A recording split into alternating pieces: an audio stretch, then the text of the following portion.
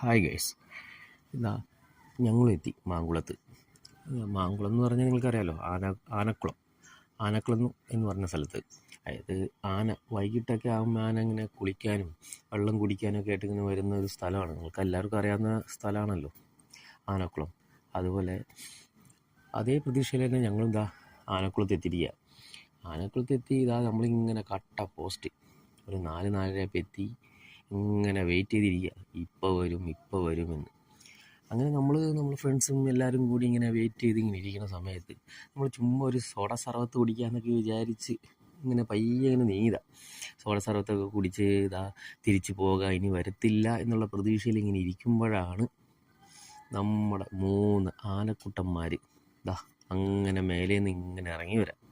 അത് കണ്ട forest guard ഓടി വന്ന് എല്ലാവരും ഓടിക്കുന്നു. അത് കണ്ട് ആന പേടിച്ച് മുകളിലോട്ട് പോകുന്നു.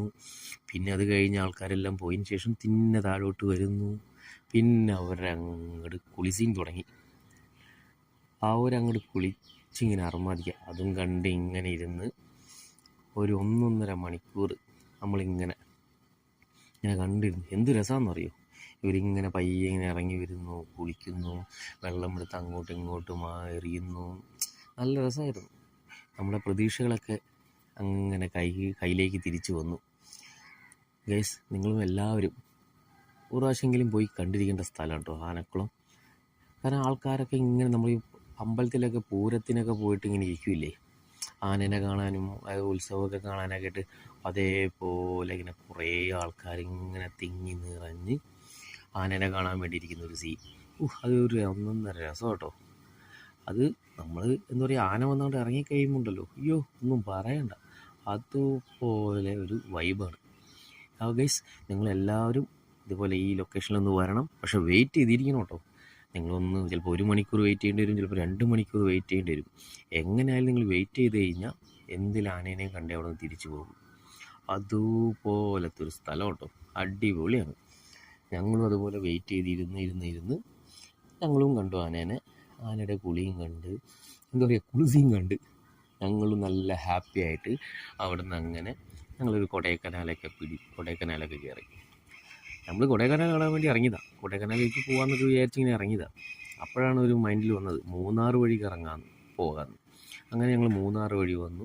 അപ്പോഴും തോന്നൽ ഭക്ഷണം കഴിക്കാൻ കയറിയപ്പോൾ ഒന്ന് ആനക്കുളം പോകാമെന്ന്. എല്ലാവരും പറയുന്നുണ്ട് ആനക്കുളത്ത് പോയി കഴിഞ്ഞാൽ ആനേനെ കാണാമെന്ന്. അങ്ങനെ ഇറങ്ങിയതാണ് നമ്മൾ ആനക്കുളത്തേക്ക്. പ്രതീക്ഷയൊന്നും ഉണ്ടായിരുന്നില്ല വന്നപ്പോഴും. പക്ഷെ കണ്ടു കഴിഞ്ഞപ്പോൾ നമ്മൾക്ക് എന്താ പറയുക, ആ ഒരു വൈബ് അനുഭവിക്കാൻ പറ്റി. ഭയങ്കര സന്തോഷമായി. വന്നില്ലായിരുന്നെങ്കിൽ എന്ന് വിചാരിച്ചു പോയി. വന്നില്ലായിരുന്നെങ്കിൽ ഇതൊക്കെ മിസ് ചെയ്ത് തന്നെ. ഞങ്ങളൊരു 2-3 ട്രിപ്പ് ഇതേപോലെ പോയി ആനേനെ കാണാനും. അതുപോലെ നെല്ലിയാമ്പതി, അതുപോലെ അട്ടപ്പാടി, കുറേ സ്ഥലങ്ങൾ, മേട്ടുപ്പാളയം, അവിടെ ഒന്നും ഞങ്ങൾക്ക് കിട്ടാത്തൊരു വൈബ്. അടിപൊളിയാണ്. സത്യമംഗലം പോയപ്പോൾ നമുക്ക് കിട്ടിയിട്ടൊരു വൈബ്, അടിപൊളി സംഭവം കിട്ടി. ആന ഓടിക്കുകയൊക്കെ ചെയ്തു. അതിനേക്കാൾ നല്ലൊരു വൈബ്. എന്താ പറയുക, നമ്മളൊരു ശല്യത്തിനും വരത്തില്ല ആന. അവിടെ വന്ന് അവൻ്റെ കാര്യങ്ങൾ ചെയ്ത് അവൻ അങ്ങനെ ഒരു പോക്കാം. അടിപൊളിയാണ് ഗൈസ്. നിങ്ങൾ വരണം, വന്ന് കാണണം, ഉറപ്പായിട്ടും പോകണം. ഇത് അനുഭവിക്കാത്ത ആൾക്കാർ ഉറപ്പായിട്ടും കാണണം. ഓക്കെ, അതേപോലത്തെ ഒരു നല്ലൊരു വൈബുള്ള അടിപൊളി ഒരു സ്ഥലം. ഇരിക്കാൻ അത്ര വലിയ ചൂടൊന്നും പറയാൻ പറ്റില്ല കേട്ടോ. ചൂടുണ്ട്, ഈ സമയത്ത് ചൂടുള്ള സമയമാണ്. എന്നാലും നിങ്ങൾക്ക് ആ ചൂടൊന്നും നിങ്ങൾ അറിയത്തില്ല ഇതിനെ കണ്ടു കഴിയുമ്പോൾ. ഈ ആനേനെയൊക്കെ കണ്ട് നമ്മളിങ്ങനെ ഇരിക്കുമ്പോൾ നമ്മൾ ആ ചൂടൊന്നും അറിയില്ല. ആ ഒരു വൈബിൽ അങ്ങനെ പോകും. എന്ത് രസമെന്നറിയോ. Okay guys.